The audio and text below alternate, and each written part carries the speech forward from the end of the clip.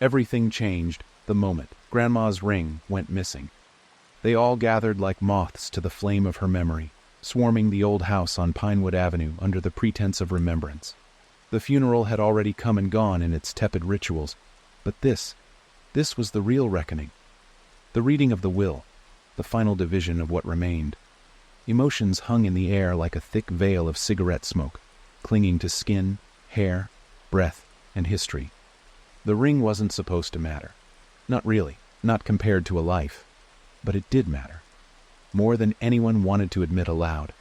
Delilah knew it the moment she walked through the threshold of that creaking ancestral home. She hadn't been back in 2 years, not since her mother and Aunt Meredith nearly clawed each other's throats over a Christmas roast. It was the kind of place that swallowed time, where every wallpapered hallway whispered judgments and every framed photo glared with unspoken expectations. The grandfather clock in the sitting room still ticked with the sluggish determination of the dying. Time had no choice but to obey. Delilah stood beneath the stained glass transom of the foyer, the weight of her black dress clinging to her like a second skin. Her fingers instinctively reached for the hollow space on her neck where Grandma used to touch her own, where the ring had once nestled on a fine gold chain when she wasn't wearing it. That ring, white gold etched with curling ivy motifs, and set with an opal so pale it seemed to glow with some inner frost. A ring that had passed from great-grandmother to grandmother, and was meant to be worn only by a woman who carried the fire of the firstborn, with a soul tempered by grief, and a spine forged from grace. Grandma used to say that as if it were scripture. Delilah had heard it whispered like a prayer during thunderstorms, when the power flickered, and the old woman lit candles with shaking hands. It had always been understood, spoken or not, that the ring would come to Delilah. Not because she asked, not because she needed it, but because she understood it. But now, it was gone. Not missing from a drawer or a box, not misplaced beneath loose floorboards or tucked away in some senile slip of memory. It was gone, as if it had never existed, only it had, for nearly a century, and everyone knew it. "Have you checked the sewing room?" her cousin Miles had asked, tongue curling around the question like it left a bad taste in his mouth. Delilah had, twice, and under the cushion in the rocking chair, and the false panel in the attic where Grandpa used to hide liquor. She'd looked in all the secret places, but secrets, it seemed, had taken up residence elsewhere. By the second day, whispers began. Casual at first. Whispers over lukewarm coffee in the breakfast nook. Whispers shared between bites of quiche and flickering glances. Her mother, Eliza, had suggested that perhaps Grandma had given it away before she passed. Quietly, discreetly. Maybe she changed her mind. "That's not like her," Delilah had said, unable to stop the tremor of hurt in her voice. She never did anything discreetly. She made a ceremony out of choosing a brand of toilet paper. Her Uncle Greg chuckled once, low and sharp like gravel. "Maybe you didn't know her as well as you thought." And just like that, the tone was set. The days that followed turned into a purgatory of performative mourning. They all wore black and said the right things, but beneath it lay something far more acidic. The absence of the ring became a living presence. Its loss, a ghost seated at every meal, a phantom that moved the pieces on the board even as no one admitted to seeing it. Delilah felt it most acutely in the way her Aunt Meredith wouldn't meet her gaze. Meredith, who had been closest to Grandma during her final weeks, who insisted on being the one to prepare her body, who insisted on locking the jewelry box herself. Then there was Jonah, the prodigal brother. He arrived 3 days late with suitcase wheels scraping across the gravel like dragged bones. His hug lingered too long, and when he pulled back, his eyes didn't quite meet hers. Jonah hadn't been in touch since the Christmas before last. He had vanished into some West Coast mirage of startups and spiritual retreats, the kind of escape that never asked for return fare. "You're wearing Grandma's scarf," Delilah said, eyeing the embroidered silk tied around his wrist like a makeshift band. "It's just a scarf," he replied with a shrug, eyes flicking toward the others gathered in the parlor. "I thought she wouldn't mind. It was in her casket." Jonah didn't respond. He merely tightened the knot on his wrist. No one said it, but everyone felt it. One of them had taken the ring. It was a sin of omission, a crime born not of desperation, but entitlement. That made it worse somehow. The idea that one of them had stood beside her deathbed, had kissed her hand and tucked blankets around her feet, all while planning theft. It wasn't about value, though appraisals had once said it was worth more than $10,000. It was about meaning, the way the family orbited around that ring like a sun. And now, with the sun extinguished, the cold was seeping in. Delilah sat cross-legged on the floor of Grandma's bedroom, fingering the edge of an old quilt made of dresses worn and discarded generations ago. The air smelled of lavender sachets and mothballs and the faintest trace of powder. Dust motes swam through the slanting light. Every drawer had already been checked, every trinket turned over. Still, she couldn't stop. Her hands moved of their own accord, driven by the compulsion to find something, not the ring perhaps, but an answer, a clue, a confession. Instead, she found a letter, stuffed beneath the lining of the vanity drawer, folded in thirds, yellowed at the creases. It wasn't addressed to her. It wasn't even addressed to a name. It simply said, "To the one who needs this most." Her breath caught. She unfolded it with reverence, scanning the faded ink. It was Grandma's handwriting, no doubt, loopy, decisive, slanted to the right. But it wasn't about the ring. Not directly. It spoke of burdens, of regret, of knowing that the people you love most can disappoint you in ways that strangers never could. There was mention of a truth that will wound before it heals, and a line that twisted in her gut like a blade. Blood does not make you honest. Legacy does not make you worthy. The letter ended with a line she had heard only once before, during a fevered dream maybe, or whispered on the edge of sleep when she was still young enough to believe in magic. The ring will reveal what the family refuses to see. And now it was missing. Somewhere, someone knew the truth. And Delilah, who had always believed herself the keeper of the legacy, the true heir of Grandma's spirit, now found herself uncertain of everything. Who had the ring? Why had they taken it? What were they trying to hide? Because it wasn't just about inheritance. It was about identity. And as the days stretched on, as old rivalries sharpened into quiet war, as private glances became sharpened daggers, Delilah realized something that chilled her more than the absence of the ring itself. Someone didn't want it found, because if it was, it might destroy all of them. The third night after the funeral brought rain, an unyielding, unrepentant downpour that lashed against the ancient house as though nature herself had turned hostile. Thunder snarled in the distance and water tapped incessantly at the window panes, a rhythmic, maddening reminder that time was not waiting for any of them. The kind of storm that didn't cleanse, but dredged. Downstairs, laughter echoed off the walls, strangled, hollow, the kind conjured only by those who laugh to fend off what they dare not name. The fireplace crackled, casting long shadows that danced across the room like mourners too weary to weep.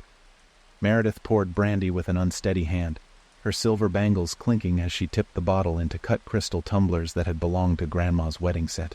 Her smile never quite reached her eyes. Delilah sat apart, curled on the window seat of the east parlor, watching the rain etch veins across the glass. Her fingers toyed absently with the edges of the letter she'd reread a dozen times that day. It offered no answers, only further questions. Questions that didn't merely brush against the surface of her family, but threatened to shatter the very bedrock beneath them. Every glance had become a weapon, every silence a strategy. Miles, ever the peacemaker, now hovered nervously between rooms like an anxious diplomat at the brink of war. He offered everyone things they didn't ask for: tea, cookies, comfort, and received only suspicion in return. Delilah knew he was unraveling beneath his too earnest gestures, his need to preserve a unity that had never truly existed. A tightrope walker praying the wire would hold. In the kitchen, Eliza and Greg were at it again. They had tried to keep their voices low at first, but their bitterness was volcanic, impossible to suppress once the magma began to churn. "I'm telling you, she promised it to me," Eliza hissed, each syllable sharp enough to cut.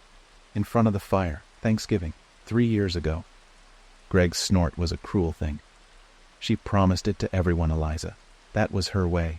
She let us all believe we were the chosen one, just to see what we'd do with the hope." "She wouldn't do that." "She did. She always did. That was her power. That's what made her the queen." Delilah pressed her palm to the glass, feeling the cold seep into her bones.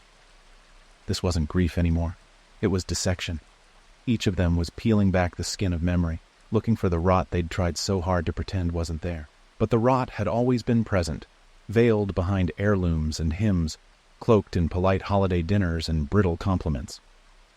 That night, after the others had retreated to their separate corners of resentment, Delilah wandered into the study. It smelled of tobacco and cedar oil, and the floorboards groaned beneath her bare feet like old men muttering in their sleep. Her eyes landed on the locked display cabinet in the far corner, the one where Grandma had kept her most prized mementos, a pressed rose from her wedding bouquet, a crumbling photograph of a cousin lost in the war, and for a time, the ring. The key was long gone. Meredith claimed it had been misplaced years ago. Greg had offered to break the glass. Eliza had insisted on waiting. That had been a week ago. Delilah stared at it now, uncertain what she was hoping to find. Looking for ghosts? Jonah's voice cut through the quiet, soft but unmistakable.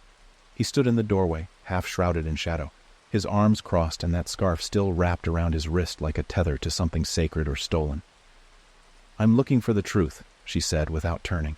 He entered slowly, his footsteps deliberate. "You won't find it in there." She didn't keep truth in boxes. She kept it in people. She turned now, eyes narrowing. "That's funny, coming from you." Jonah smirked, but there was something brittle beneath it. "I didn't take the ring, Dee." "No? Then why won't you take that thing off your wrist?" His smile faded. "Because she gave it to me." Delilah felt her heart jolt. "When?" "The night before she died." "You weren't even here." "She called me, told me to come, said there was something she wanted me to have. When I got here, she was already slipping. She said, 'I made too many promises, but this one's for you.' Then she gave me the scarf and told me to wear it, not to hide it." "And you think that means she gave you the ring too?" He shook his head. "No, I think she knew what was about to happen. I think she knew we'd tear each other apart over that ring. And I think she wanted me to have something else. Something without blood on it." Delilah studied him, unsure whether to believe him or not. Her brother had always been charming, always elusive, the kind of boy who could lie without blinking and still make you believe he'd bared his soul. "You think one of us took it?" "I think someone took it before she died." She felt her breath catch. "You mean—" "I mean she might have known. Hell, she might have let them. To see what we'd do." The idea sank into her like a stone tossed into deep water. It wasn't impossible. Grandma had always had a touch of the theatrical, a penchant for orchestrating lessons disguised as punishment. What better way to reveal who was worthy than to create a crisis of faith? But if that were true, then the game wasn't over. It had barely begun. Later that night, Delilah lay in bed beneath a quilt older than her parents' marriage, staring up at the ceiling and listening to the storm retreat like a defeated army. Her mind was a hive of unanswered questions, but one floated above the others, luminous and terrifying. What if the ring wasn't stolen for its worth, but to hide something else entirely? The next morning, the house felt different. Not quieter exactly, but watchful, like it was waiting. Miles had a bruise on his cheek. He claimed he bumped into the cellar door in the dark. No one pressed him. Greg was gone. Out for a drive, Meredith said. Her lips were stained with wine before breakfast. Jonah lingered by the window, the scarf conspicuously missing. Eliza was in the attic. Delilah found her sitting on an old trunk, surrounded by forgotten boxes and dust-heavy air. The light filtered through the circular window like filtered truth, imperfect and fractured. "Looking for memories?" Delilah asked. Her mother didn't turn. "Looking for proof." "Of what?" "That I mattered to her. That I wasn't just the placeholder until she found someone better to pass her crown to." Delilah's throat tightened. "You don't need a ring for that." "No, but it helps." There it was again, the hunger, not for wealth, not even for power, but for validation. That was the poison the ring had left behind, not envy, but doubt. Eliza pulled something from the trunk, a box, not ornate, not locked, just a simple wooden container, the kind people used to store things they didn't want to forget but didn't know how to face. Inside were letters, dozens, all written in the same hand, Grandma's. Eliza handed one to her. Delilah opened it, expecting warmth. What she found instead was fury.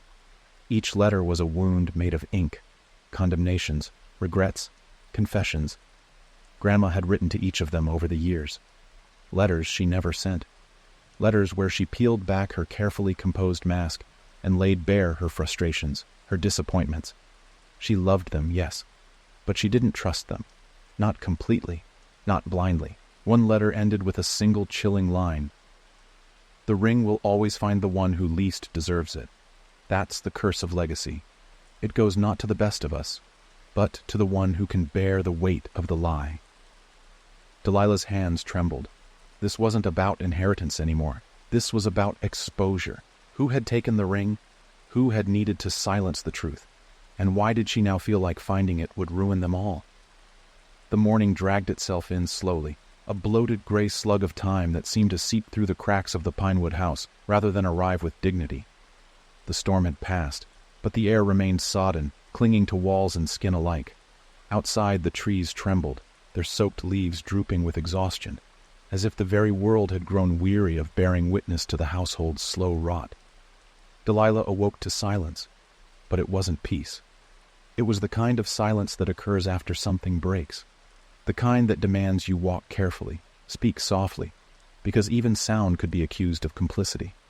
She padded downstairs, bare feet brushing against the cold wood planks that had grown soft and bowed with age. The house still smelled of old books and lavender, but the scent no longer comforted her. It reminded her of burial, preservation, as though someone had embalmed the very air. In the kitchen she found Meredith at the table with a cigarette trembling between two fingers, her nail polish chipped down to bloodless flakes. A half-full glass of gin sweated on the table beside her, untouched. "She wrote about me too, didn't she?" Meredith didn't bother with hello. Delilah's breath caught. "You saw the letters? They're all reading them, like scripture, passing judgment from beyond the grave." Her mouth twisted bitterly. She knew exactly what she was doing, leaving a time bomb with no fuse, letting us light it ourselves. Delilah hesitated, unsure whether to press or pull away. There was a heaviness in her aunt's gaze, more than grief. Something old, lodged in the corners of her eyes like soot. "She said you were her confidant, that she trusted you." Meredith let out a low, humorless laugh. "Confidant? No, I was her shadow. The one who cleaned up after the messes no one else saw. She told me everything because she knew I'd never use it." "Why not?" "Because she had my secrets too." She crushed the cigarette into the ashtray, her fingers shaking. "That's how power works in this family. Not through love, through leverage." Delilah sat across from her, the old wood creaking under her weight. "Tell me what she knew." Meredith looked up sharply. "Why? So you can finish what she started?" "No," Delilah whispered, "so I can stop whatever this is from eating us alive." For a moment Meredith said nothing. Then, in a voice low and devoid of embellishment, she began. "Your grandmother had a lover, not just once, for years, while your grandfather was still alive." Delilah didn't blink. She had suspected as much, though the idea of Grandma being anything but the iron-hearted matriarch had always seemed too cinematic to believe. "Who?" she asked, not expecting the truth. Meredith took a sip of gin. "Uncle Greg's best friend, Patrick, the one who used to bring her tulips every spring and pretend they were from the garden. She kept every note he ever wrote her, in the sewing room, behind the false drawer. She said if Greg ever found out, it would kill him." "That's not what this is about," Delilah said slowly. "Not the ring, not the letters. There's something else." "There's always something else," Meredith muttered. That afternoon, the family convened in the den, each member drawn like a magnet toward the gravitational pull of the letters. Greg had returned from his so-called drive, but his jaw was tight, and his eyes darted like a man dodging ghosts. Eliza sat rigid, her knees crossed so tightly it looked painful. Miles hovered with a tray of tea, though no one touched it. Jonah lounged in the corner, legs sprawled, gaze fixed on some point between the ceiling and nothingness. The box of letters lay in the center of the coffee table, now reduced to a shared wound. Some had read only their own, others had peeked into everyone's. There was no longer even the pretense of privacy. "She didn't love us," Greg said suddenly, voice raw. "She did," Eliza replied, "just not the way we wanted. She manipulated us, pitied us. She used that ring like a hook on a fishing line." Delilah leaned forward, But why? What did she want? Meredith was the one who answered. To be remembered. Greg scoffed. You don't need to pit your family against each other for that. You do when your legacy is made of lies. Silence spread like an oil spill. Jonah, uncharacteristically quiet until now, reached into his coat pocket and produced something wrapped in cloth. He set it on the table, eyes hard. What's that? Miles asked. Something she gave me, after she died. Everyone froze. Delilah felt her pulse spike. After? Jonah nodded. The day after. Meredith brought it to me. Said it was from Grandma. Said she wanted me to decide what to do with it. All eyes turned to Meredith. Her face had gone pale. I didn't open it, Jonah continued. I couldn't. Not until now. With deliberate fingers, he peeled back the cloth. It wasn't the ring. It was a key. Long and iron wrought, with a jagged end and rust kissing its grooves. Not new, not ornamental. A key that had opened something ancient. Forgotten. Delilah's breath caught. The cellar. Miles blinked. What? She used to lock the basement, said it was for safety. But no one's been down there in years. Not since Grandpa fell. Greg's voice dropped. She kept it locked for a reason. Or maybe, Jonah said, she was hiding something down there. The decision was made without words. As one, they moved through the hall, their footsteps loud in the silence. The door to the basement was unassuming, white paint peeling, brass handle dulled with age. The key slid in with surprising ease, as though it had been waiting. The door groaned open, exhaling cold air that smelled of mildew and memories. They descended in silence, the stairs creaking with each step, the air thickening as they went. A single bulb dangled from the ceiling, its light swinging like a pendulum of judgment. And there, in the corner beneath a dust-covered tarp, sat an old cedar chest.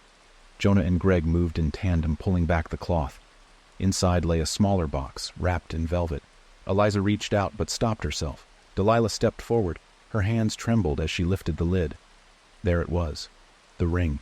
The opal gleamed even in the dim light, its pale heart pulsing like a held breath. It sat atop a stack of papers, brittle and yellowed, legal documents, adoption records, bank transfers, a single faded photograph. Delilah picked it up. It was of a woman, not Grandma, not anyone she recognized. Behind her, Greg let out a sound halfway between a gasp and a groan. That's her, he said, voice shaking. That's my real mother. The silence that followed was absolute. Jonah stepped back as if struck. Meredith leaned against the wall. Eliza covered her mouth. Miles sat down hard on the bottom step. Delilah stared at the photograph. The woman had Greg's eyes. Suddenly the letters made sense. The whispers, the rivalries. The ring had not been stolen. It had been hidden. Hidden to protect a truth so volatile it had been buried for decades beneath layers of pretense and performance. Greg had been adopted, never told. Grandma had taken in the child of her husband's mistress, raised him as her own, and worn the ring as a symbol of unity, built atop a betrayal.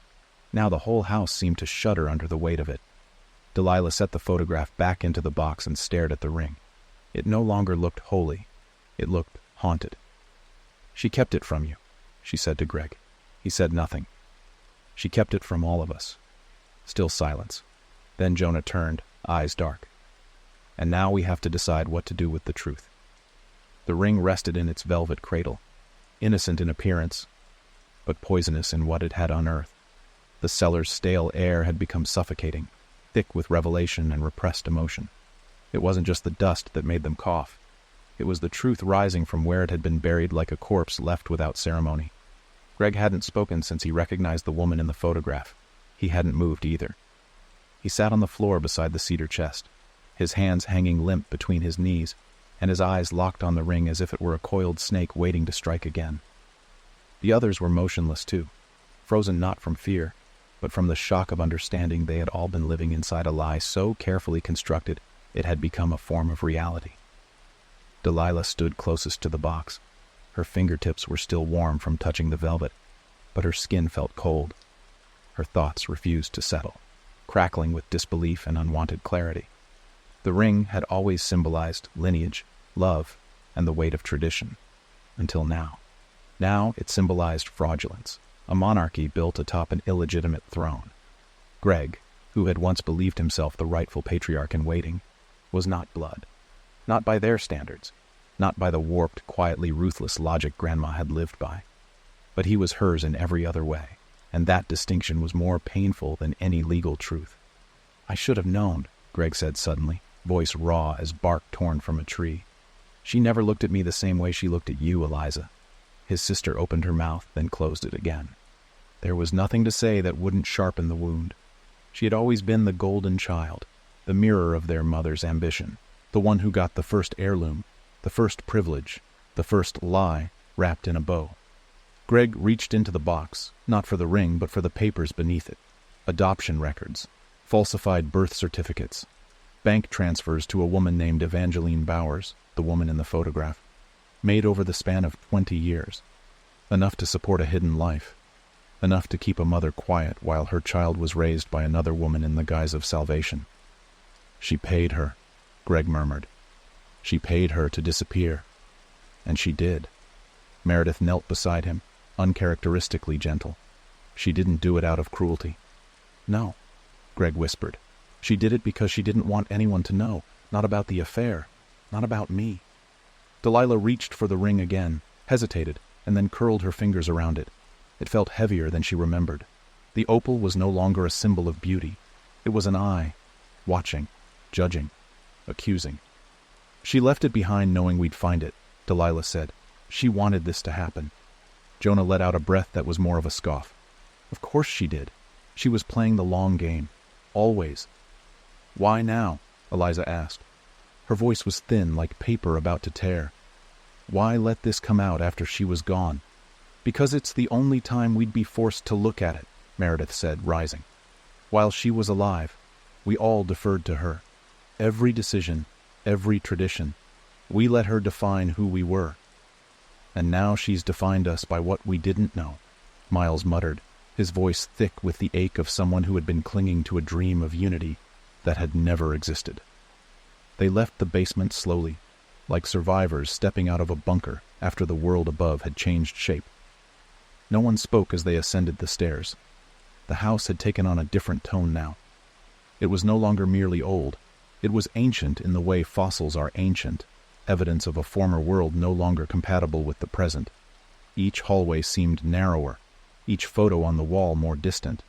Even the ticking of the grandfather clock in the parlor sounded accusatory. Back in the den, the family settled into the worn chairs and couches like war-weary diplomats. The ring sat on the coffee table once more, its glow dim in the dying light of afternoon. Outside, the clouds were assembling again, as if summoned by the weight of things left unsaid. "We can't keep this buried," Delilah said. "Someone has to tell the rest of the family." The truth, Jonah raised an eyebrow. "Which version? That Greg is in blood? That Grandma orchestrated her own posthumous confession? That she didn't trust us," Meredith said flatly. "That she thought this was the only way we'd ever know her." Miles stood and walked to the window, his reflection faint in the glass. "What happens now? We divide her estate? Pretend this doesn't matter?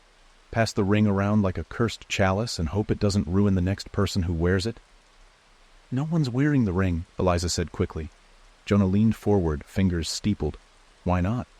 "Because it doesn't belong to anyone anymore," she replied. "Not really. Maybe it never did." Delilah watched them all, the broken hierarchy of a family unraveling itself, knot by knot. Everyone had come here expecting something. Closure, inheritance, vindication. Instead, they had been handed a mirror, and the reflection it offered was unflattering in its honesty. That night, Delilah couldn't sleep. She sat in Grandma's room, now stripped of most of its warmth, surrounded by remnants of a woman whose secrets had become their inheritance. The photograph of Evangeline lay on the nightstand beside the ring. Her eyes in the picture were unreadable. Pained, perhaps, or maybe just resigned. Delilah ran her thumb along the edge of the opal. Her reflection stared back faintly, warped by the gem's internal fire. She remembered something Grandma had said once, on a winter morning when the pipes groaned and the walls whispered.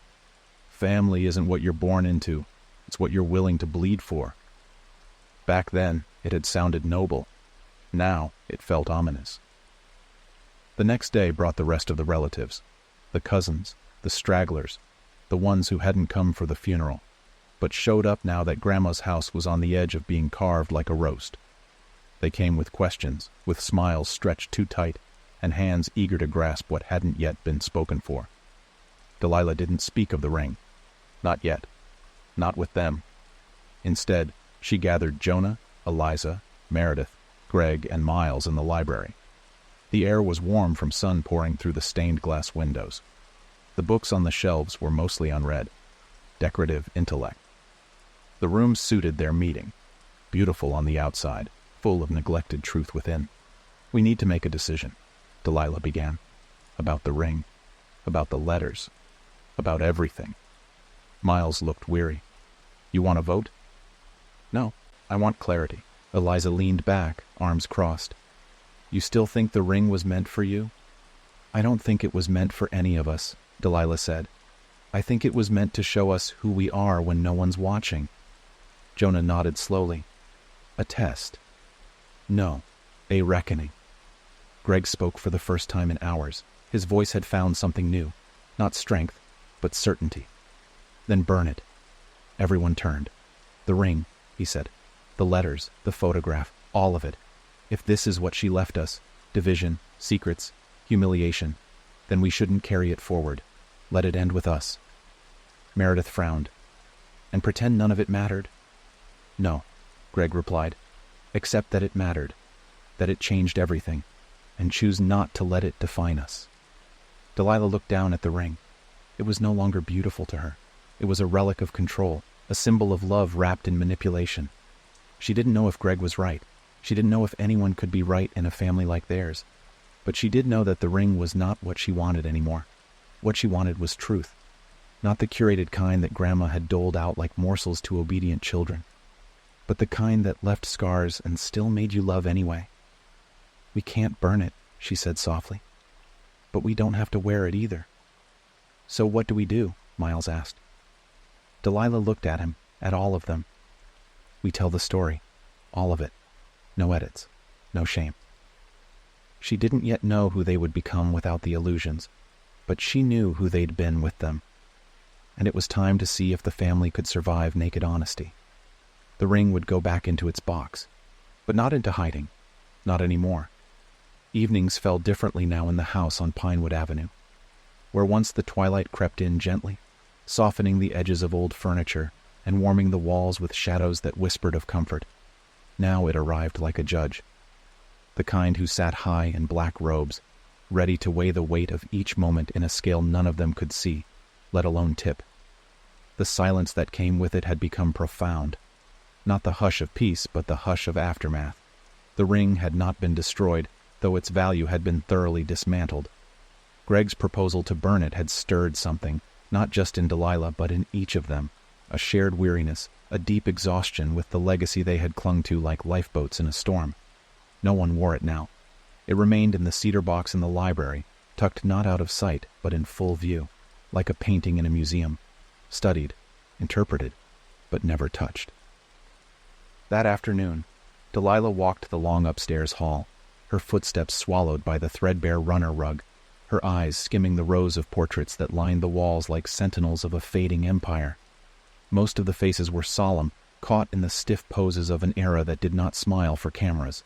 Men in three-piece suits, women draped in lace and judgment, and among them, near the end, a newer photo in color. Her grandmother, hands folded on her lap, gaze piercing the lens as though she knew even then that her secrets would outlive her. She paused before it. "You made us into mirrors, didn't you?" she murmured aloud. "And now we're all reflecting the same cracks." Behind her, the floor creaked. She turned to find Miles holding 2 steaming mugs. He offered one without a word. "Chamomile," he said as if it mattered. Delilah accepted it. The warmth of the ceramic bled into her palms. "I found more letters," he said after a moment. Delilah blinked. "Where?" "Inside the piano bench, folded into the lining. There's one for each of us. Not just the 6 of us. Everyone. Even cousins who didn't come to the funeral. She planned this to the end." Miles nodded slowly. "I thought it would help, knowing her thoughts. But the more I read, the less I'm sure I understand who she really was." "She was all of them," Delilah said. the matriarch, the manipulator, the woman who held us together while feeding the divisions between us. She was a contradiction, and we worshipped her for it. Miles didn't respond. Instead, he moved to stand beside her, both of them staring at the photo in silence. That night, the family held a meeting, an actual, formal one. The cousins had returned, straggling in one by one like actors summoned to a final rehearsal for a play they hadn't rehearsed properly. They came with questions, but also with veiled intentions. The air was rife with expectation, everyone waiting to see who would lay claim to what. They gathered in the dining room, the table still polished, the chandelier overhead casting long beams of fractured light across the hardwood floor. Eliza sat at the head, not by any democratic consensus, but because she always had. Meredith flanked her on one side, Jonah the other. Greg remained further down, a storm cloud in the shape of a man. Delilah took the seat across from him, while Miles sat at the foot, hands folded tightly in his lap. The letters were in a pile at the center of the table, bound loosely with a satin ribbon. Eliza reached for them, but Jonah stopped her with a glance. "Before we read anything else," he said, "we need to talk about the house." The house, that ever-present inheritance, a monolith of plaster, wood, and memory, Grandma's fortress, the setting of every birthday, funeral, and confrontation that mattered. "What about it?" Eliza asked coolly. "We need to decide who it goes to." Meredith sighed. "I thought we agreed not to treat this like a land grab." Jonah shook his head. "This house isn't just property. It's a history book, one we've all written in. We can't just sell it to the highest bidder." Eliza's smile was thin. "And what do you propose? We move in together? Form some commune of dysfunction and pretend we're still a family?" "I propose we turn it into something else," Jonah replied. "A museum, an archive, a place where the truth is preserved. Every letter, every photograph, every lie." Greg's voice was quiet but firm. "You want to turn it into a mausoleum?" "A reckoning," Jonah corrected. "A place where we don't hide anymore." Delilah looked around the table. The idea had merit. It would prevent arguments about ownership. It would allow the ring, the letters, the secrets to remain accessible without being possessed. But it would also preserve the pain. Eliza scoffed. "So strangers can walk through our ghosts and marvel at our dysfunction?" "Maybe," Jonah said. "Or maybe so no one forgets what pretending cost us." Silence fell again. Then Greg spoke, his tone distant. "It's not a bad idea." They all turned toward him. "It's not a good one either," he added. "But it's honest, and that's more than I can say for most of what we've done." Eliza exhaled slowly. "And what about the rest of the estate?" "We divide it," Delilah said. "Equally." Meredith's brows lifted. "Even among those who didn't show up? Those who didn't care enough to attend the funeral?" "Especially them," she replied, "because it's not about worth, or presence, or who cried the most. It's about stopping the cycle." Jonah nodded. "If we start drawing lines now, we're just repeating her mistakes." Eliza leaned back in her chair, fingers tapping against the edge of the table. "Fine. Then we vote." The vote passed, narrowly, 4 in favor, 2 against. But the tide had shifted. A majority was all it took to change the course of history. Later that night, after the others had gone to bed, Delilah wandered the halls again. The house felt lighter, though not unburdened. The ghosts still lingered, but they no longer had full reign. She stopped before the library, the door slightly ajar, golden light spilling into the corridor like a beckoning. Inside, Greg sat by the fire, the ring in his palm. "I thought you didn't want it," Delilah said softly. "I don't." "Then why are you holding it?" "Because I need to understand it, before we lock it away." She sat across from him, watching the fire dance in the opal's reflection. "Do you?" He looked up, something ancient flickering in his expression. "She told me once that legacy is a chain. You can either be its link or its lock." Delilah nodded slowly. "And which one are you?" Greg placed the ring back into its box and shut it with quiet finality. "Neither. I'm the one who broke it." There was no malice in his voice, no sorrow either. Just the strange, settling calm that comes when truth has burned away the last of denial. They didn't speak again that night. They sat in the flickering dark, the ring between them like a cooling ember. Not buried, not worn, just present. a relic of what had been and a warning of what could be. Outside, the wind rose once more, brushing against the walls like a sigh from the past. But this time the house didn't flinch. It listened. The final morning in the Pinewood house began not with sunrise, but with stillness, a silence so complete it felt intentional. The light filtered in through the sheer curtains of the library like the soft breath of something that had, at long last, stopped holding itself in. The kind of silence that followed not disaster, but decision. The kind that comes only when there's nothing left to argue about. Delilah stood at the foot of the staircase, a travel bag resting at her side, the corners of her coat dusted with sunlight. The house loomed behind her, tall and still, every window like an old eye watching the last movements of its final guests. In a few hours they would all be gone, some returning to lives that had long since moved beyond this place, others moving forward for the first time in years. But not before the last piece of the story was settled. The ring lay within its velvet box on the center table of the dining room, surrounded not by arguing voices or trembling hands, but by quiet resolve. Around the table sat Greg, Eliza, Jonah, Meredith, Miles, and Delilah, each of them dressed not in black, but in the quiet neutrality of travel clothes and layered memories. There were no more accusations, no more whispers or sidelong glances. Whatever had needed to rise to the surface had already done so, and now it was time to lower the curtain on all of it. "Before we leave, there's something I need to show you," Delilah said, placing a manila folder on the table. One last truth. No one moved to open it. They had learned, over the past week, that every revelation came with a cost. "I found it in the wall behind the linen closet," she continued, "wrapped in oilskin, behind a loose board. It's a letter, written by Grandma, dated 3 weeks before she died."